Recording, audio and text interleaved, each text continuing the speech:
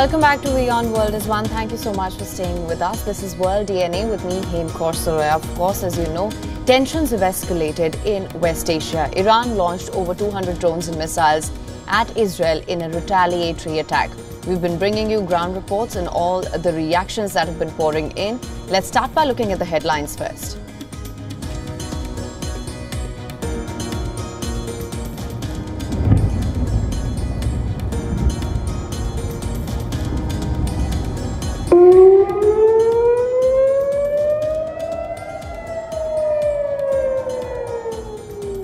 Iran launches over 200 drones and missiles at Israel in a retaliatory strike, calls attack Operation True Promise.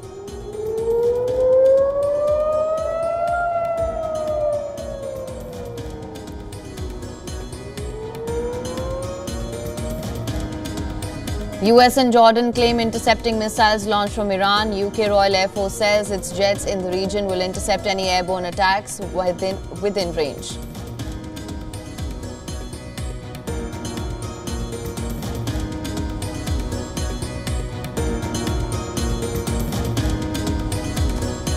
US President Joe Biden returns to Washington, cuts his weekend trip to Delaware short, meets his national security team.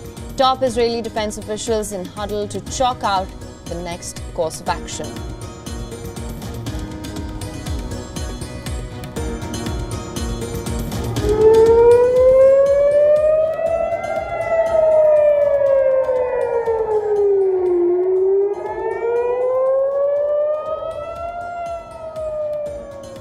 Sirens booms throughout Israel as Iran fires dozens of ballistic missiles. IDF claims slight damage to a military base.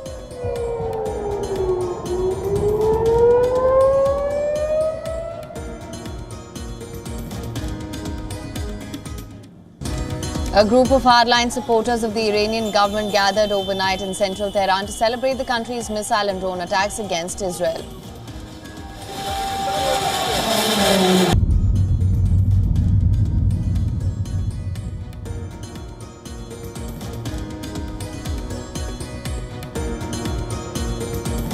UN chief strongly condemns Iran's attack on Israel, calls for immediate cessation of hostilities.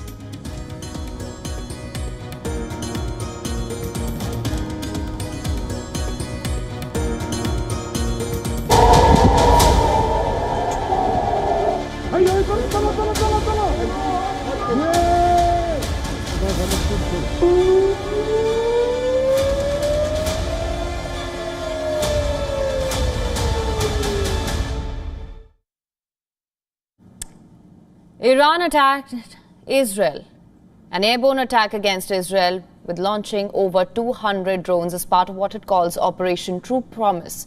Iran says ballistic missiles have also been fired.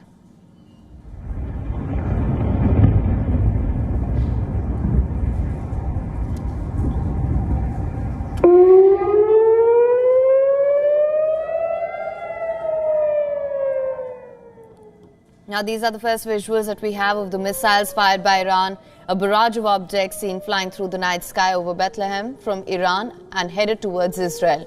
Sirens were activated in Jerusalem at around 1:45 a.m. local time. Loud explosions were heard with the air defense systems shooting down objects over the city. The multiple interceptions lit up the night sky here.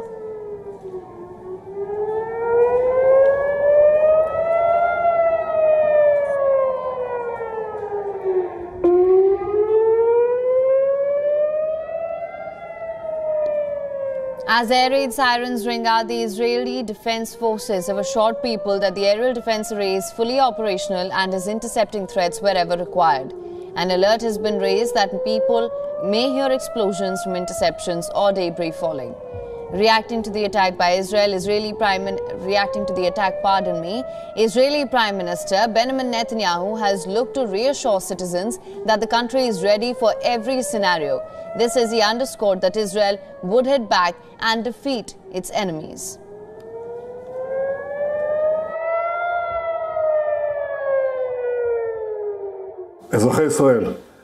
Citizens of Israel in recent years and especially in recent weeks, Israel has been preparing for a direct attack on Iran. Our defensive systems are deployed. We are ready for any scenario, both defensively and offensively. The state of Israel is strong.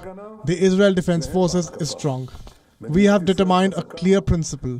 Whoever harms us, we will harm them. We will defend ourselves against any threat and will do so level-headedly and with determination. Citizens of Israel, I know that you are also level-headed. I call on you to follow the directives of the IDF Home Front Command. Together, we will overcome all our enemies. Iran has named the attack Operation True Promise. An Iranian military statement confirms that the attack is in retaliation for Israel's repeated crimes, including the 1st of April attack on the Iranian consulate, which Iran has blamed on Israel. It says it will strike again if Israel retaliates. Citing Article 51 of the UN Charter of its attack, the message from Iran reads, and I'm quoting here, "The matter can be deemed concluded. However, should the Israeli regime make another mistake, Iran's response will be considerably more severe." It is a conflict between Iran and the rogue Israeli regime from which the United States must stay away. Article 51 of the UN Charter says that member states have the inherent right of individual or collective self-defense if an armed attack occurs. The US President met his national security team for an update on Iran's attacks against Israel. He reiterated that the United States' commitment to Israel's security against threats from Iran and its proxies is ironclad.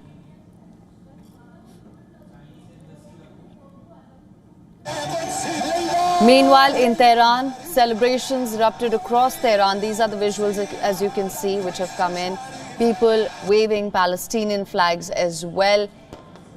Fireworks in Tehran after Iran's airborne attack on Israel. You can see people cheering out on the streets.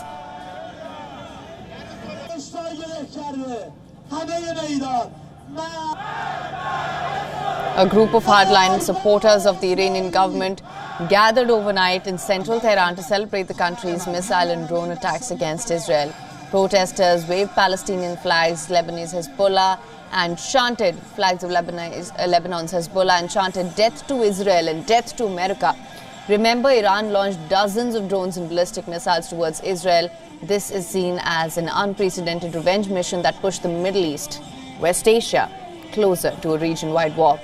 The attack marks the first time Iran had ever launched a direct military assault on Israel despite decades of enmity dating back to the country's 1979 Islamic Revolution.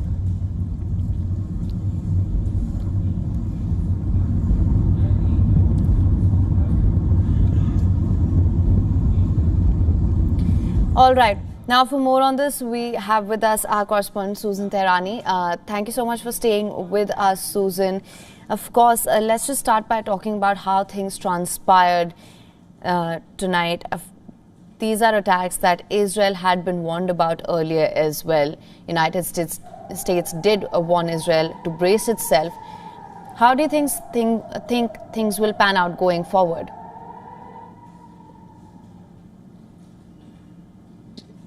Well, you know, this was very unprecedented for Iran to take this risk and launch this attack from its own soil, from Kermanshah all the way to Israel. A myriad of things could have happened. While we do know that Israel has intercepted more than 200 of those missiles and drones going towards its country, but anything could have happened, really, as we saw, for example, the United States also taking down and shooting down some of Iranian drones. So military analysts are saying that this was an extremely risky move on the part of Iran, despite the fact that we've heard Iran and we've talked about this, how through its mission here at the United Nations, it has made clear that its operation is quote unquote over. It can say that to look for an off-ramp at this point, but we have to wait and see the day after and what happens in Israel and whether or not Israel would want to retaliate and whether or not its Iron Dome and interceptors were overwhelmed and perhaps something of an explosion or incident also happened on Israeli soil. That was Benjamin Netanyahu's red line, after all, even when we got these warnings that Iran was expected to launch this attack against Tel Aviv. So, you know, many say that the ball is in Israel's court right now, but we really have to see whether or not Iran is officially really done with its attacks against Israel and its proxies won't continue its attacks, and whether or not Israel will be satisfied with how it intercepted the attacks coming towards it. Right. Now, Susan, do stay on with us. We're also now being joined by Charles Kupchan, who is a senior fellow at the Council on Foreign Relations and former special assistant to the President and senior director for European Affairs on the staff of the National Security Council in the Barack Obama administration. So thank you so much for joining us on World DNA. Sure, good to be with you. Now, sir, I want to begin by asking you, Susan and I, we were just discussing how things have transpired so far. Now, what we're also seeing, I think, as unprecedented as it may be that Iran carried out an attack from its own soil, what's also really different about this is the justification that came almost immediately after. Iran has invoked Article 51 of the UN Charter, almost as though it's trying to justify and absolve itself of its actions, that the attack that it's carried out on Israel. How do you assess this situation? Well, Iran felt that the strike against its diplomatic facilities, a consulate annex, if you will, constituted a breach that required a response. And they said this was forthcoming. The United States has been warning Israel over the last 48 hours to expect a strike. The strike has now been carried out. We are hearing, as your correspondent just said, of some 200 missiles, drones, cruise missiles. This is a quite substantial attack against Israel proper, coming not just from Iran, but also a number of regional states that are host to Iranian proxies. This is clearly a very dangerous escalation. Usually Israel responds to direct attacks against its territory or its citizens with a very considerable retaliation. Up until this point, Iran has been pretty careful. Iran instructed its proxies to hold back after some American bases were hit several weeks ago. This is clearly Iran saying we're ready to take more risk. I think the key question now is, what does Israel do in response? Absolutely. Now, of course, some would say that the ball is now in Israel's court, but I really want to go back to the statement that Iran has made as well. It is said that the United States must stay away. It also put out another statement saying that the United Nations did not really do anything about the attack that happened in Damascus on the 1st of April either. So, and in the same statement, they've also said that this matter can now be deemed concluded. So do you think this was just a way of Iran to show that it will retaliate if it is attacked in any manner, and that now this is what the response was going to be limited to begin with, or are we going to see further escalation here? Well, I think Iran faced both domestic and international pressure to respond. Domestic, because it has made a big deal of expanding its power in the region. It got hit by Israel in Damascus. It felt a lot of pressure to respond in kind. And Iran's allies, its proxies, the so-called axis of resistance, also expected a response. To say, okay, we're done, this case is closed, may be their effort to try to avoid an Israeli response.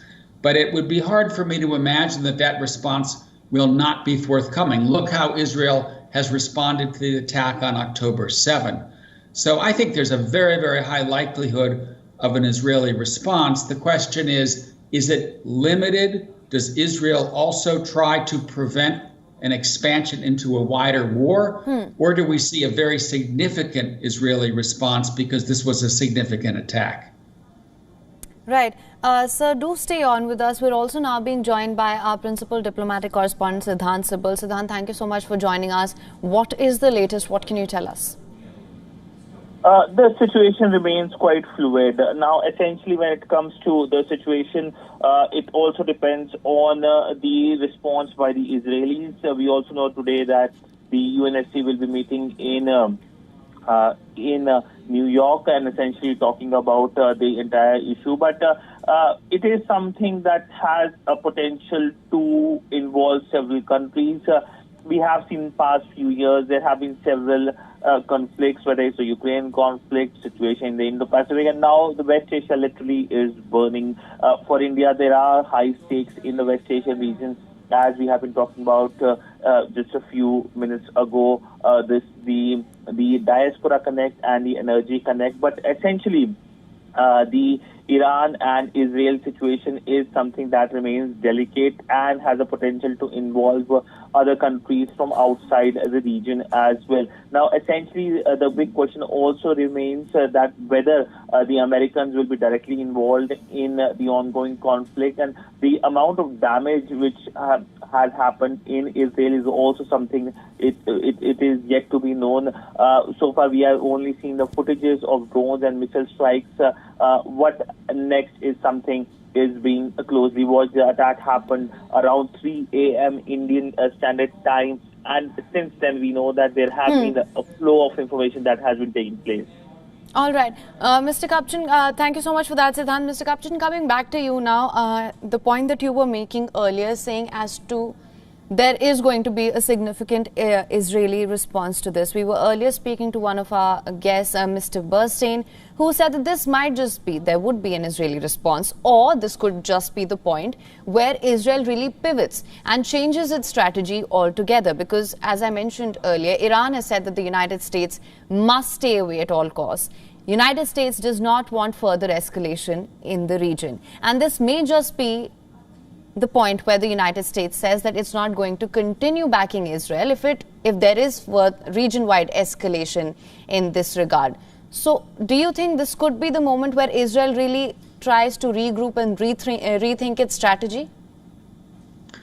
Well, when it comes to the conflict in Gaza, clearly the United States and Israel have had some tough conversations. And the administration here in Washington has made it quite clear that it wants to see a change in Israeli strategy. When it comes to Iran, I don't think there is much daylight between the United States and Israel. I don't think that the U.S. is going to tell Israel not to respond. We know from history that when Israel gets struck like this, it does respond. So I think we will see some kind of Israeli retaliation. That having been said, there is a situation of mutual deterrence here, and that's because the Israelis know that Hezbollah has lots of missiles. Iran has lots more missiles. These missiles could overwhelm Israel's air defense system. So this is a dangerous game that Iran is playing, but I do believe that there is mutual deterrence that will weigh on both sides. All right, sir. Another thing that I wanted some clarity on was Iran. It's put out another statement saying how the UN and others, in fact, did not react or didn't do anything in the 13 days since the attack in Damascus on the 1st of April. It's also said that reacting to the condemnation that's come in, the reactions that have been pouring in, Iran says that certain countries' condemnation of Iran's exercise of its legitimate right to suggest reversal of roles, equating the victim with the criminal. Now, how do you assess the statement? Well, it was a provocative act by Israel to hit a site that is associated with an Iranian diplomatic outpost. That is widely seen around the world as an inappropriate, unacceptable act. That having been said, I think the world knows well that Iran is the puppet master behind a lot of trouble in the Middle East. Iran is the supporter of Hamas that made possible that terrible attack on October 7. Iran supports militias in Syria, in Lebanon, in Iraq, in Yemen, all of which are trying to stir up trouble in the region. So I don't think you're going to see a lot of sympathy around the world for Iran. I think there's a great deal of concern, as your correspondent just said, that this act by Iran could trigger a wider regional war. Right. Well, Susan, coming back to you now, what we're seeing, in fact, we've been seeing a slew of justification statements. They've tried to really put forth a reason as to why they reacted in the manner in which they did. I'm talking about Iran here, of course. What's your assessment of this? As you mentioned earlier, it was a risk to first carry out an attack from Iranian soil. And now we're seeing this effort to just try and justify and put forth its point after carrying out these attacks.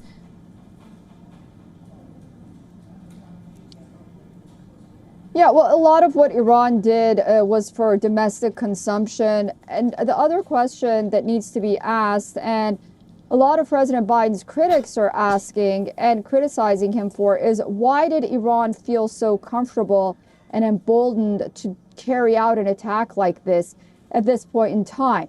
His critics would argue that it's because President Biden has not been firm enough when it comes to dealing with Iran, whether wanting to go back to the Iran nuclear deal or unfreezing Iranian assets, or also, not supporting those sanctions at the United Nations as well. So, there is a lot of talk about that, and we have to see as to how far the United States is willing to step in and try to diffuse this situation.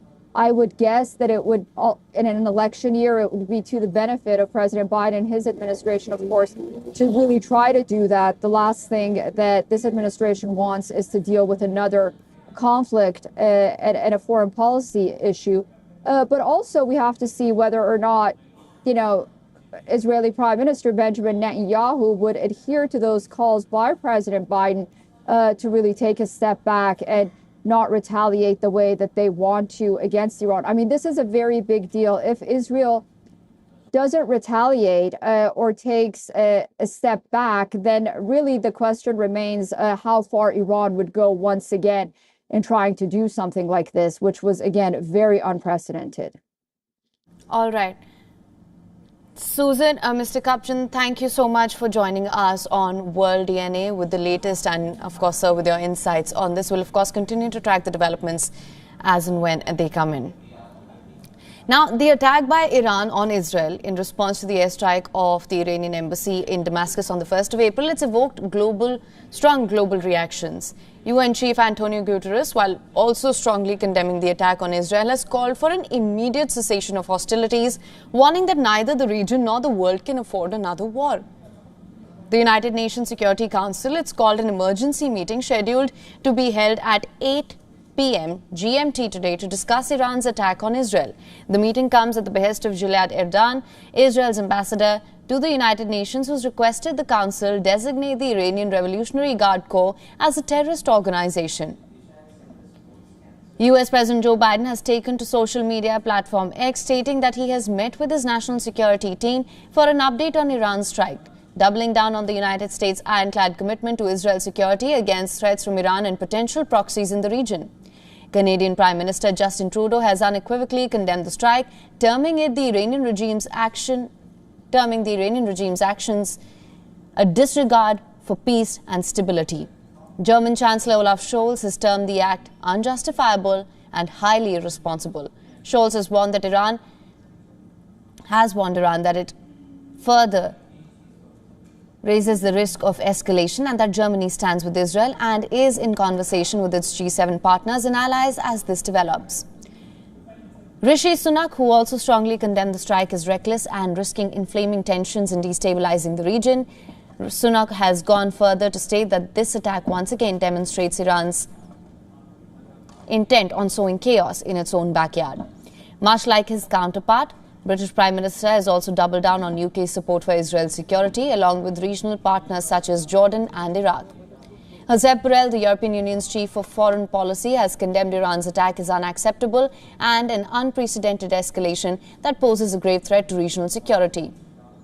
Spanish Prime Minister Pedro Sanchez, whose administration is planning to recognize Palestinian statehood by July, has also expressed deepest concerns over the attack. Sanchez has clarified that Spain is in contact with its embassies in the region, which will continue to provide support for Spanish citizens as the situation develops. Norway, which in recent days has been embroiled in a diplomatic standoff with Israel over the death of a Norwegian World Central Kitchen aid worker in Gaza, has also vocally condemned the attack.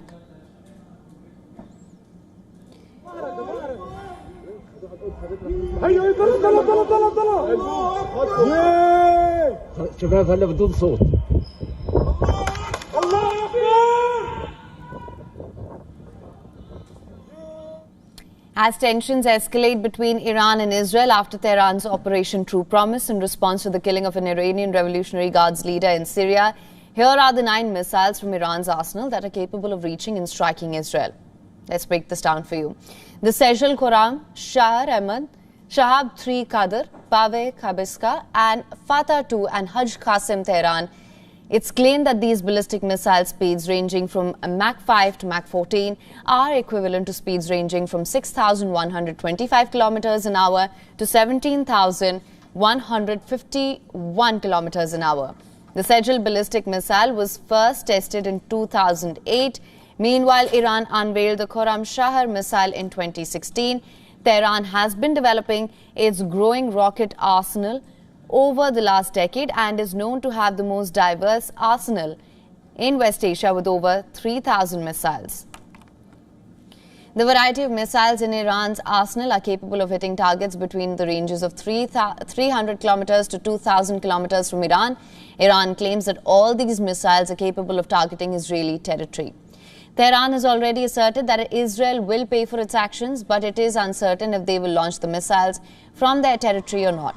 The country has previously attacked Syria, Iraq and Pakistan with missiles and drones. If Iran attacks Israel, it would be the first test of Israel's defenses against Iran's claimed deterrent ballistic missiles.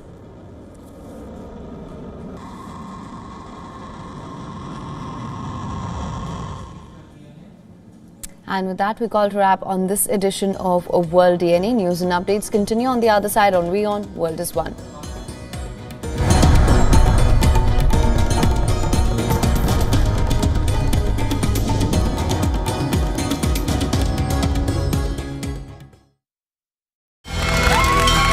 From the bustling trading floors of Wall Street to the vibrant exchanges of Asian stock markets, WION breaks it down for you to make sense of what's happening, as we reveal the key factors behind events, strategic battles, and the game-changing business decisions that shape the world.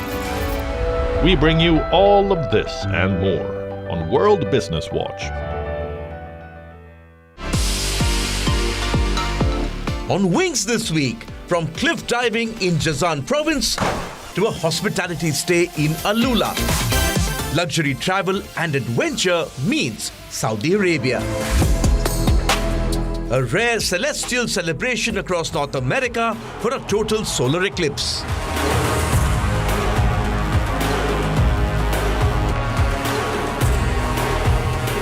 Only on WION World is One.